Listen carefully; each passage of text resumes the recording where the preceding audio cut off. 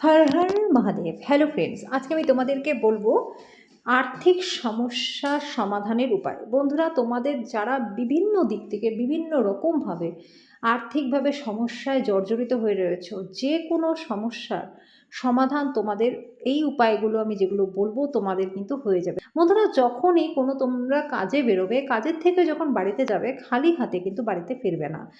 যদি কিছু সম্ভব না হয়, অন্তত একটা কাগজ হলেও তোমরা নিয়ে যাবে বাড়িতে।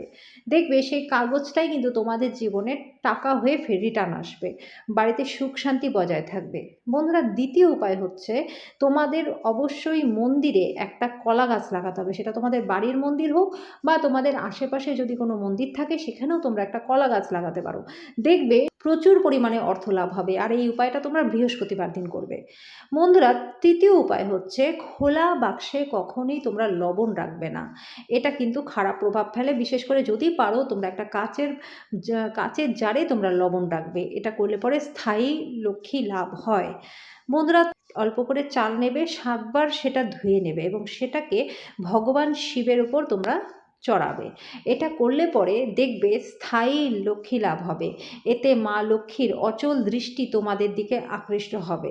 সকালে যখনই তোমরা জল বা চা খাও, তার আগে অবশ্যই মুখটা ধুয়ে ফেলবে এবং কোনো অশুচি হাতে কিন্তু আগুন, গরু বা কোনো ব্রাহ্মণকে তোমরা স্পর্শ করবে না। দেবী মহালক্ষ্মীর মূর্তিতে তোমরা যদি জাফরান লাগাতে পারো, তাহলে তোমরা অবশ্যই জীবনে একজন ধনী ব্যক্তি হবেই হবে। অপর উপায় হলো কালো হলুদ এবং সিঁদুর মিশিয়ে তোমরা ধূপ দাও, লাল রঙের কাপড়ে বেঁধে তোমাদের লকারে রেখে দাও। প্রচুর অর্থ আসবে, কোনো দিন তোমাদের ভাণ্ডার খালি থাকবে না। বন্ধুরা, আরেকটা উপায় আমি তোমাদেরকে বলছি, সেটা হচ্ছে 11টা ঝিনুকের খোসা খাঁটি জাফরান দিয়ে কালার করে তারপর সেগুলো হলুদ রঙের কাপড়ে বেঁধে রাখো এবং লকারে রেখে দাও।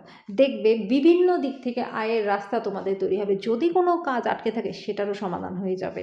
ঘরের প্রধান দরজায় সর্ষার তেল দিয়ে একটা প্রদীপ জ্বালাও। প্রদীপটা যখন নিভে যাবে, তখন সেই যে তেলটা থাকবে প্রদীপের মধ্যে, সেটা তোমরা পাকুড় গাছের গোড়ায় ঢেলে দাও। বন্ধুরা, আরেকটা উপায় আমি তোমাদেরকে বলবো, সেটা হচ্ছে জলে মুক্তার খোল মিশিয়ে মা লক্ষ্মীকে তোমরা স্নান করাও। তোমাদের ঘরে নিশ্চয়ই মা লক্ষ্মীর মূর্তি রয়েছে, তাহলে সেই মুক্তার খোল জলের মধ্যে মিশিয়ে তোমরা স্নান করাও।